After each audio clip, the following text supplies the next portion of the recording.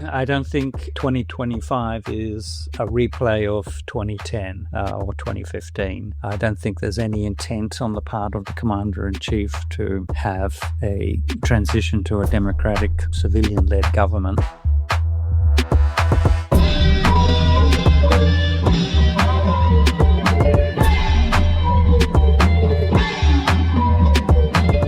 Hello and welcome to episode 42 of What's Happening in Myanmar, a weekly show from the Frontier Myanmar podcast family. I'm your host, Luke Corbin. It's Thursday, August 28. At Frontier, we know how hard keeping track of events in Myanmar can be. So in this podcast, I'm joined by journalists and experts to discuss some of the most consequential, convoluted, or just plain interesting recent developments. Today, we'll be speaking with Nicholas Coppel, former Australian ambassador to Myanmar from 2015 to 2018. He's honorary fellow at the University of Melbourne and president of the Australia Myanmar Institute. This will be the first of several episodes this year where we'll hear from experts on the upcoming military elections scheduled for the end of the year. Nicholas today will focus on the big picture, the role of coup leader Senior General Min Aung Hlaing, and what the elections could mean as a political event. But first, a quick overview of the conflict situation this week.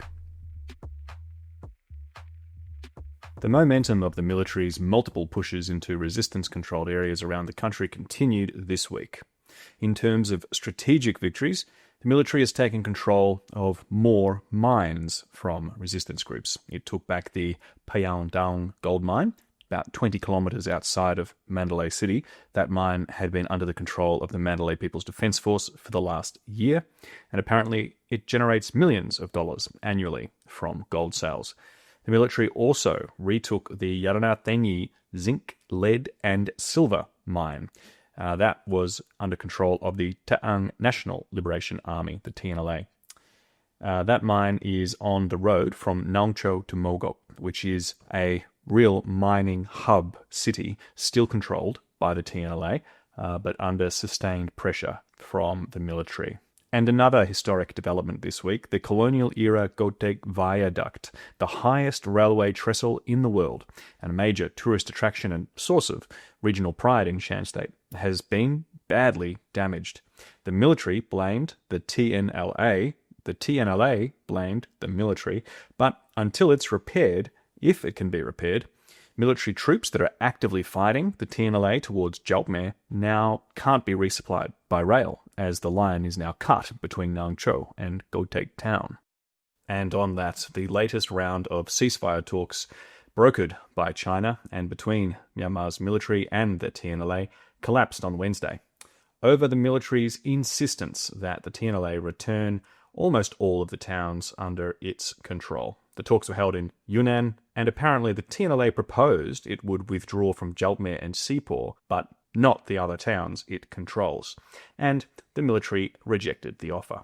Meanwhile, in the dry zone, military columns operating in rural areas are still causing chaos, displacing villages and killing civilians, with troop movements in the west appearing to cohere into what could be an operation into Chin State, where nearly every town is currently under resistance control. Bobo Thantsin, spokesperson for the Resistance Alliance, Anyam Ye Dapaungsu, told media outlet the Irrawaddy this week that a huge military convoy from Pukoku that was resupplying troops in Bao and nearby military ordnance factories has now split into two, with only some of the newly arrived vehicles returning back to Pukoku. There's apparently a build-up of over 100 military vehicles, including tanks and, of course, troops at various military ordnance factories in that area, and Bobo Thant says the military is likely to try and advance into the Yor areas of Magway and then on into southern Chin State. And quickly, the military has again launched several major airstrikes on civilian areas this week, with casualties including monks and children. Jets and helicopters targeted at least 3 monasteries, in fact, this week, 2 in Jalpmere and 1 in Chaito. Apart from these, other military airstrikes killed civilians in Nyang-u and Rao-u townships. Now, just bear with me for a moment, but it's been a while since I checked in with you, the listeners, to ask, are you a Frontier Myanmar member? If you want to really understand what's happening in Myanmar, consider joining the Frontier community for as little as $20 a month. There's 3 tiers to choose from and plenty of outputs to keep you informed. Daily briefing and political insider newsletters, media monitoring, reports, feature stories, and so much more. Now, after that little reminder, back to the show. The Military Regime's Union Election Commission, the UEC, announced last week that the first phase of the planned election will be held on December 28, and it would announce later the dates of subsequent phases, which will apparently be in January.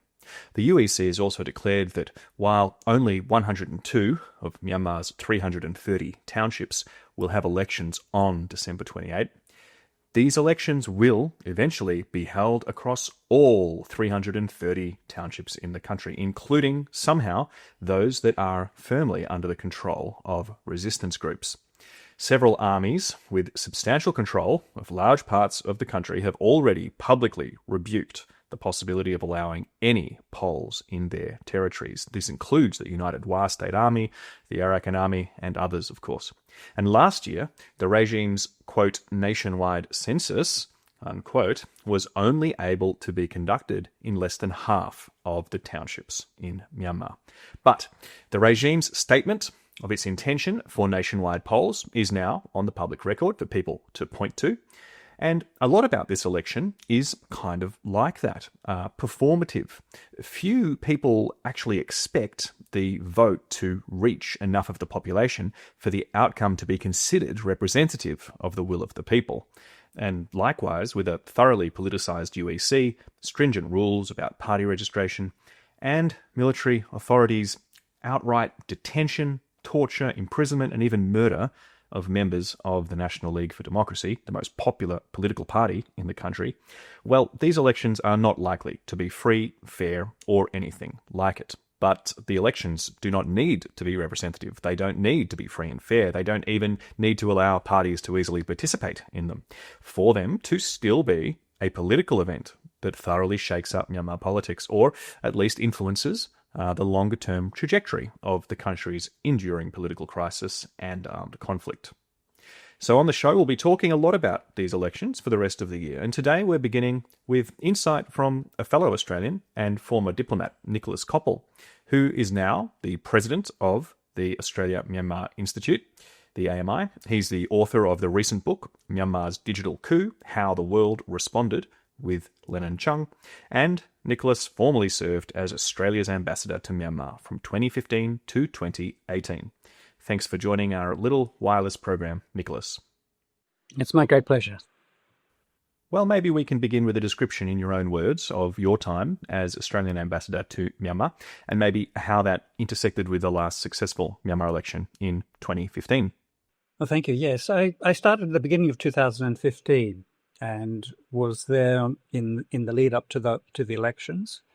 And during that time, I mean, obviously there was a lot of excitement about the elections that were going to be fully contested by the National League for Democracy. I recall, on a number of occasions, I met with Aung San Suu Kyi at a house on University Avenue in Yangon. And, she was quite understandably exercised about the conduct of the elections. And she had gathered around a number of the embassies that had been supporting election training and were proposing to have election monitoring teams, and some of the NGOs that were providing that assistance as well.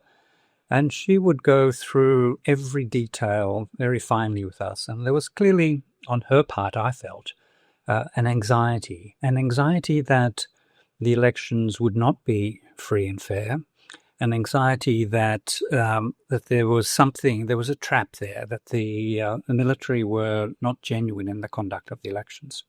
But as it turned out, I mean, the system, of course, is a flawed one, with 25% of the members of parliament appointed by the military commander personally.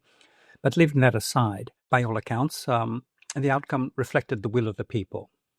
So there was a few incidents of violence and things like that. But genuinely, the elections were considered fair. So we then went into the transition to a sort of democratic government with Aung San Suu Kyi overcoming the constitutional constraint that had been imposed that prevented her from becoming president. And it created the position of state councillor and appointed through the process, had appointed the president as someone who was a close friend of hers and would very much be following her wishes and say. This annoyed the military enormously, and it's just one of the things which has continued, which is this tension between Aung San Suu Kyi and the Commander-in-Chief, Min Aung Hlaing. And then when there was, of course, talk of constitutional reform, the military continued to be very concerned about what this might mean. Because the 2008 constitution was one which the military had drafted. It was their constitution. It was the constitution which preserved their powers within a pseudo-democratic system. So they were very attached to it, of course. Aung San Suu Kyi's constitutional advisor was brazenly assassinated at Yangon airport in broad daylight, which sent quite a chilling effect on those who were advocating for constitutional change. But it's a clear sign that the tensions between the military and Aung San Suu Kyi is not always coming to the surface, but they remained underneath.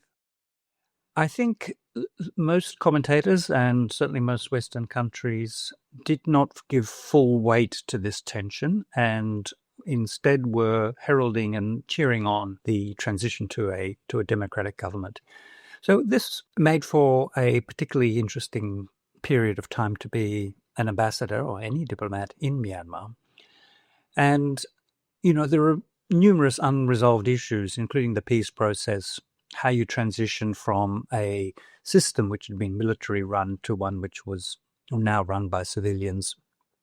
All the institutions that needed to be strengthened.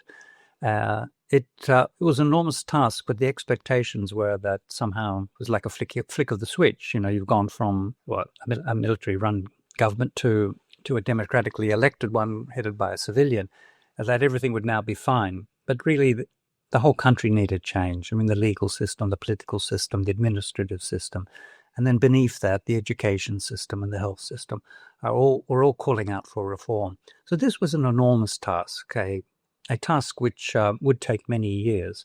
But somehow, in the euphoria of the change, the expectation was it would all happen immediately. The second big problem, of course, was the forced exodus of over 700,000 Rohingya Muslims from Myanmar into Bangladesh. It was an operation which was initiated and conducted entirely by the Min Aung Hlaing. As the Commander-in-Chief, he commanded the police, he commanded the border force, he commanded the military. So there's no doubt that he was the one responsible. But somehow the world was less aware of Min Aung Hlaing and saw Aung San Suu Kyi as the leader. There wasn't a full understanding of the difference or the constitutional provisions, the diarchic, the split system of government, where the military commander was in charge of certain functions of government and the president, or the state councillor in this case, in charge of other functions. So it was a very interesting period. It had, of course, natural disasters as well, as Myanmar is a very disaster-prone country, and Australia and other countries, through the Development Assistance Program, does provide a lot of help through on the humanitarian side. So we got involved with that too. Great. Thank you for those recollections. I think it's a good way for us to now get stuck right into it. So, coup leader, Senior General Min Aung Hlaing, declared his intention to, hold new elections quite soon after the coup on 1st February 2021. That coup, of course, was undertaken by the military, cutting off the internet, phones, alleging widespread fraud in the 2020 elections, annulling those election results, and detaining the duly elected incoming members of parliament and party members and many others. Now, that coup, it threw the country into 4.5 years of political tumult and conflict, and the military extended a 6-month blanket state of emergency 7 times in that period. Now, the coup itself was unconstitutional. So was the announcement of all of these extensions of the state of emergency by Min Aung Hlaing. Not to mention that Min Aung Hlaing also unilaterally abolished the age limit for his military position, so he wouldn't be forced to retire. That was also unconstitutional. Basically, Min Aung Hlaing has run roughshod over the military's 2008 constitution, even as his regime has enacted dozens of spurious new laws that are aimed at crushing political opposition. So the question I want to ask first is, why now, Nicholas? The military likes to talk about elections, of course, but they don't even have control of maybe half the country. They're not ceding any power. What's it all about, in your view? Well, I think Min Aung Hlaing has always wanted what people call a democratic coup. And by that, what is meant is that those mounting coups fully understand that the majority of people in their own country, as well as most of nations around the world, favour democracies and prefer dealing with democratic governments. So while they mount their coups, they do like to pretend that they will be democracies. So they're often accompanied by promises that elections will be held. So Min Aung Hlaing followed this playbook. It is performative. It is a dressing up of his coup. I think also elections are a demonstration of authority and a demonstration of being in effective control. Now, he's not, but I think that's what he seeks to be able to do. If he can get away with holding elections in a large part of the country, I think he sees that as demonstrating to the people of Myanmar and to the rest of the world that he is in effective control, which is perhaps the primary criterion that most people use in granting legitimacy to a government. But in this case, he is really about preserving the status quo. I don't think he is interested in contemplating any real change. The elections will be flawed, and of course, he and his party will be successful. Following those elections, the question remains, will he step down as Commander-in-Chief and assume the position of President and appoint somebody else as Commander-in-Chief? Or will he remain Commander-in-Chief and have a compliant President, which is another option? Or, as some people are suggesting, will he seek to combine the two positions of President and Commander-in-Chief, which would require some amendment to the Constitution, I would think. But with his win in the Parliament, plus the 25% of members which he personally appoints, constitutional change is, of course, very conceivable. So it's an attempt, I think, to bolster impressions of legitimacy, both domestically and internationally. It's seeking to simulate compliance with international democratic norms and convey this impression of normalcy in the country. I think for him, regional legitimation is more important than the domestic one. I don't think he has much regard for the wishes of the people of Myanmar, but he is interested in having better relations with neighbouring countries, and the conduct of elections in his mind, and I think he'll be successful in this, in creating a pathway for other countries to engage in a deeper and more meaningful way with him as the government. I think in doing that, it would also amplify or increase the divide which exists within the Association of Southeast Asian Nations, ASEAN, which are currently split, with those who seek to engage with him and those that feel that his failure to live up to the commitments which he gave to other ASEAN leaders means they're not ready to accept him back as a full participating member. Myanmar remains a member of ASEAN, of course, but Min Aung Hlaing has been barred from attending ASEAN leaders' meeting, and similarly the Myanmar foreign minister is barred from participating in ASEAN foreign ministers' meetings. So there's a discipline there, a pressure which they're putting on Myanmar, and a clear expression of their unhappiness at what's happening in Myanmar. So I think Min Aung Hlaing is trying to overcome that in particular. It will bolster the views of the neighbouring countries who are ready for a deeper engagement. I think when we look at this issue of the conduct of elections and how international relations adapt to that, we have to understand that the countries that border Myanmar, some of them have borders of over 2,000 kilometres. These are land borders. There are borders which enable irregular migration on a massive scale affecting the neighbouring countries. There are borders which are uncontrolled and which have serious organised crime operations which are impacting on the bordering countries. And then, of course, there's unregulated mining and pollution of rivers which flow into other countries. So neighbouring countries have a strong interest in engaging with Myanmar. And that's been difficult to do publicly and in a deep way with a military dictator in place. If he has elections, it makes it more palatable. For countries that are further distant, they can stand on principles and they can say, these are sham elections. We're not going to accept them. It's a military dictator who's conducted flawed elections, and we do not respect the outcome of those elections. That is a much easier proposition to hold when you're not a neighbouring country.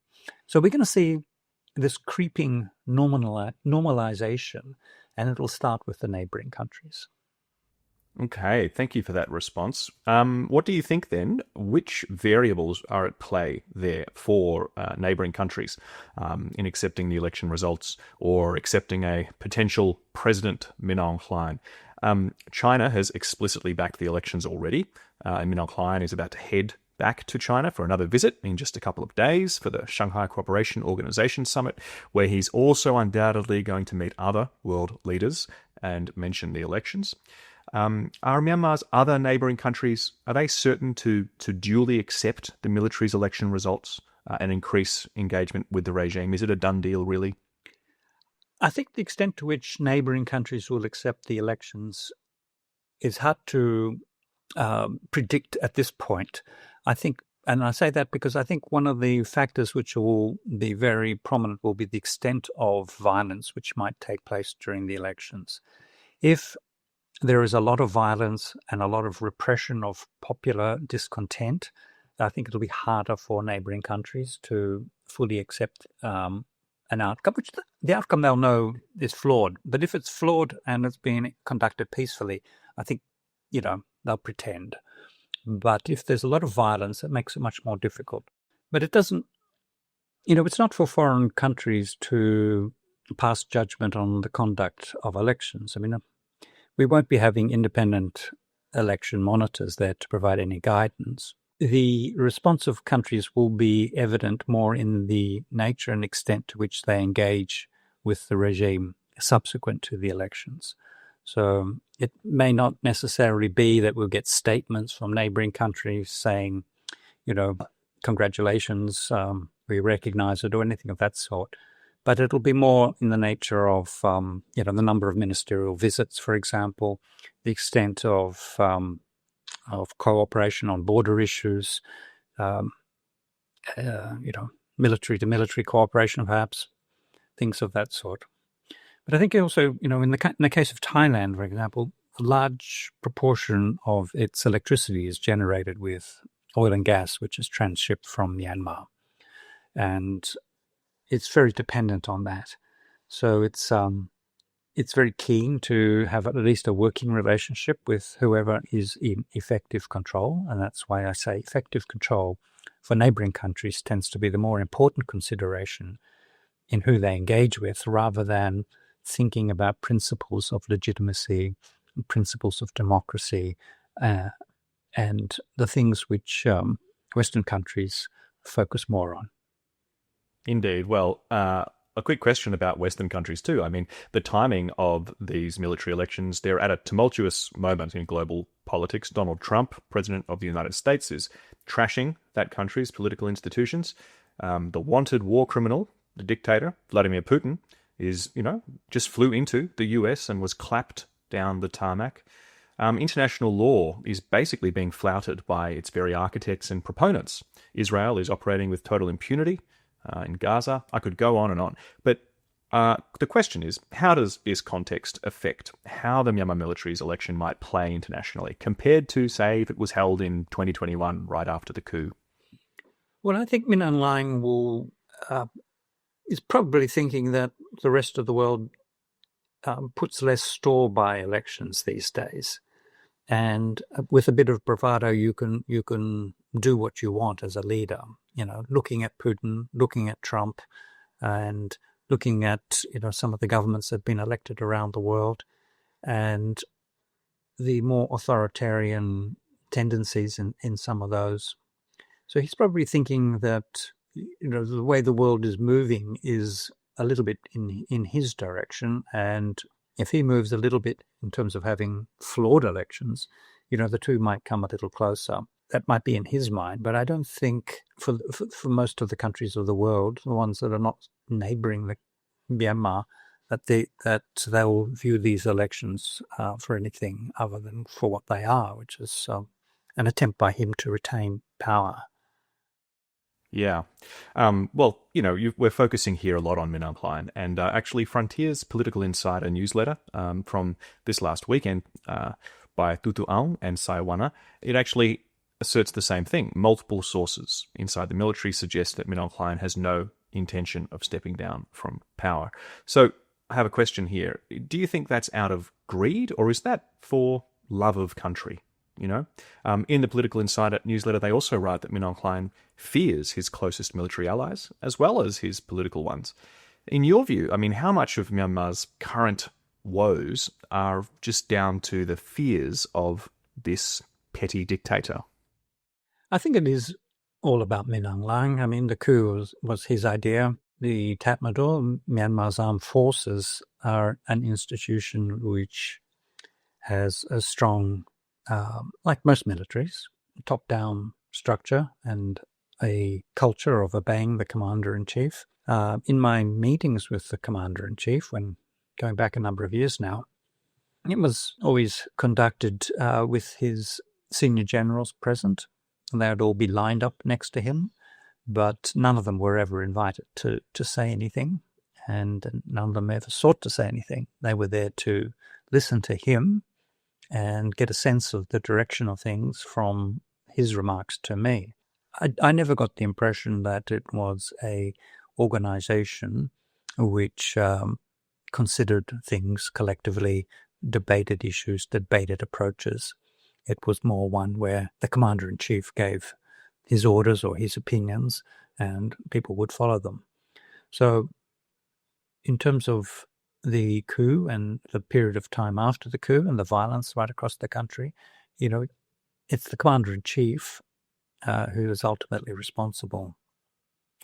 But this is why it becomes interesting to know, following these flawed elections, what his intentions are.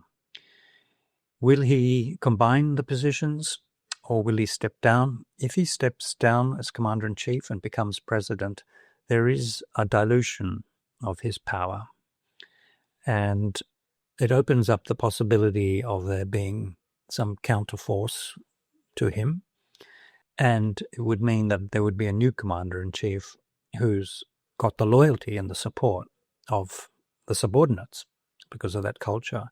So it puts a lot of power into the hands of the commander-in-chief versus the former commander-in-chief. But as I say, this is all very speculative. We know that they will win the flawed elections because they are flawed and rigged, but what his actions will be after that, what position he will take for himself, is yet to be seen. Yeah, okay. Well, let's leave Min Aung Hlaing behind for a moment and think about the revolution against military rule in Myanmar. It's decades long, but since 2021, we have had the National Unity Government that was formed after the coup, the NUG. It's publicly called on foreign countries to reject and denounce these elections, and it's warned that anyone who recognises the elections condones war crimes and promotes impunity.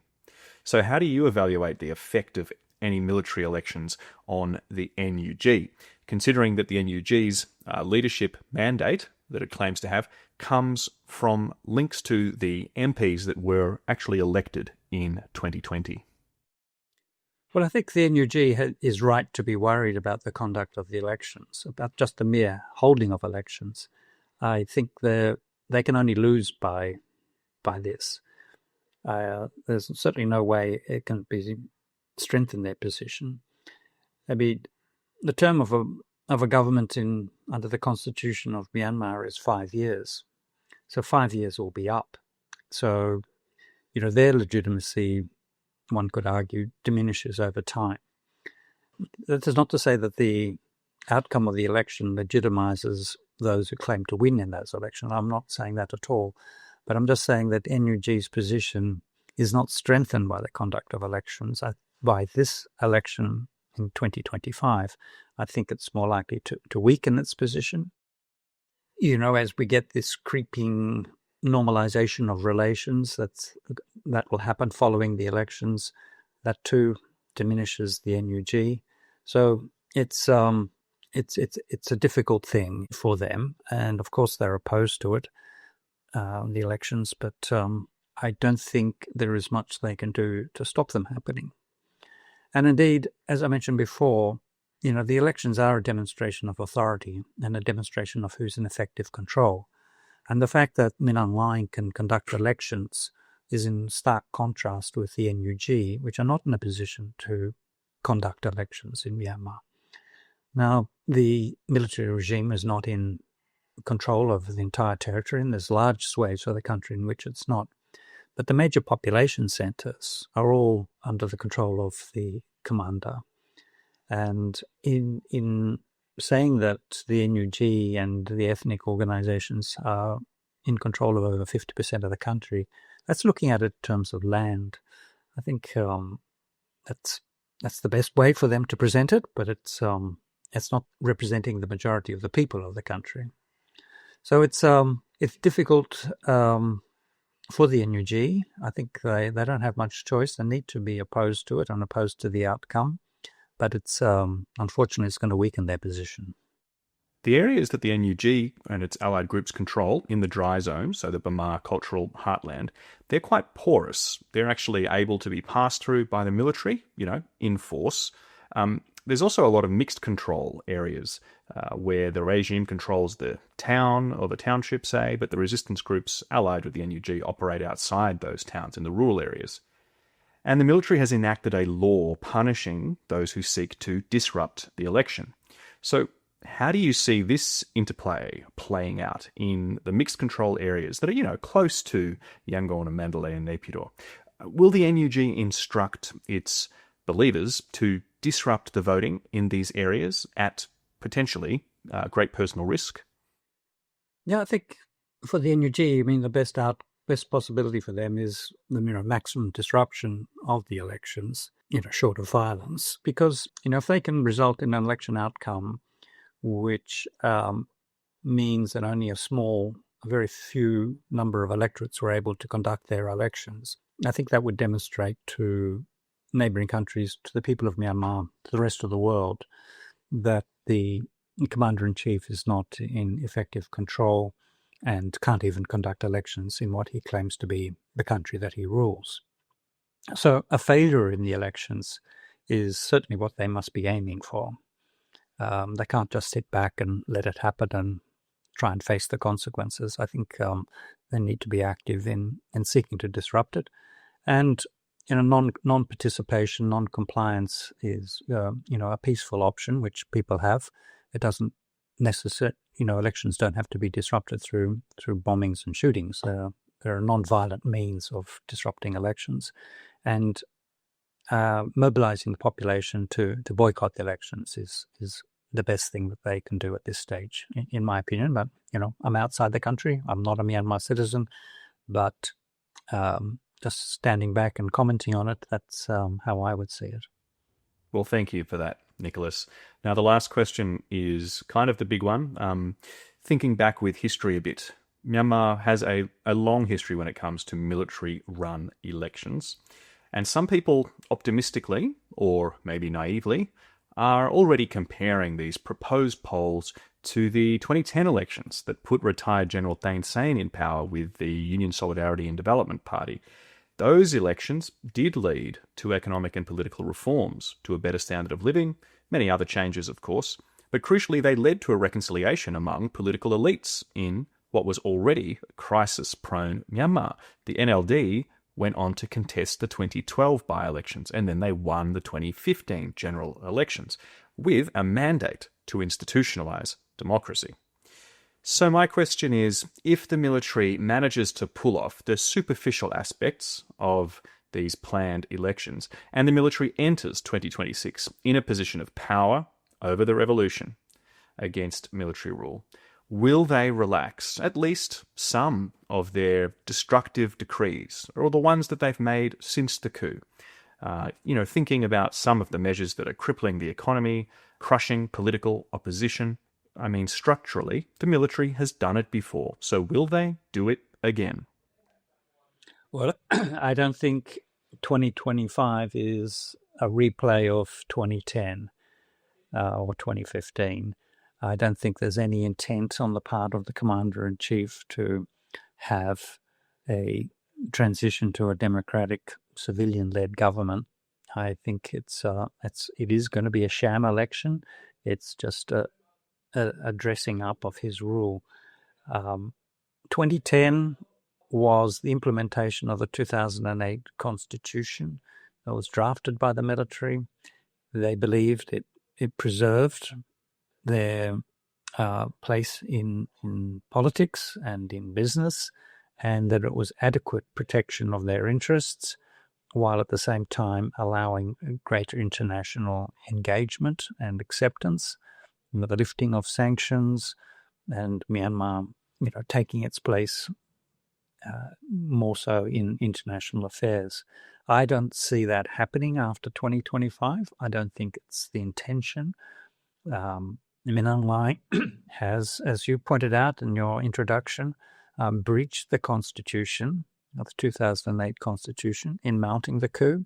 He's breached the Constitution in multiple extensions of his state of emergency. He's breached the Constitution in removing the limit on the age limit on his commanding of the armed forces. This is a man who does not have any respect for the 2008 Constitution, yet he claims it is in defense of the Constitution that he mounted the coup. A clear contradiction there. But this is what makes it very different from 2010. 2010 was the wish of the military. It's their constitution. They wanted it to work, and they wanted elections under the Constitution. Min Aung Hlaing is not a man who respects the Constitution. I mean, he wouldn't have had the coup if he did. So to see it as some sort of exit ramp or pathway to liberalization of, is I think a serious misreading of the man. He intends to remain in power and in control, and given the violence that he's inflicted upon the country, he would be very concerned about the number of enemies that he would have within Myanmar, as well as the restrictions that are imposed on him by international legal actions and traveling abroad. So, a bit like a caged animal, I think he feels he needs to retain the authority that he has today for his own protection and survival. He's not going to be letting go. Okay. Well, on that note, thank you, Nicholas Coppel. It's time for us to let you go. It's been lovely. And any Australians that are listening, do check out the Australia Myanmar Institute online for monthly events and more. So thanks, Nicholas. It's been a pleasure. Thank you very much for having me. And thanks to our listeners, to you, for keeping up with what's happening in Myanmar.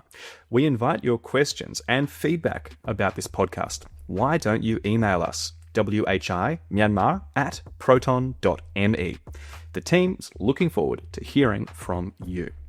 Until next week, though, farewell and take care.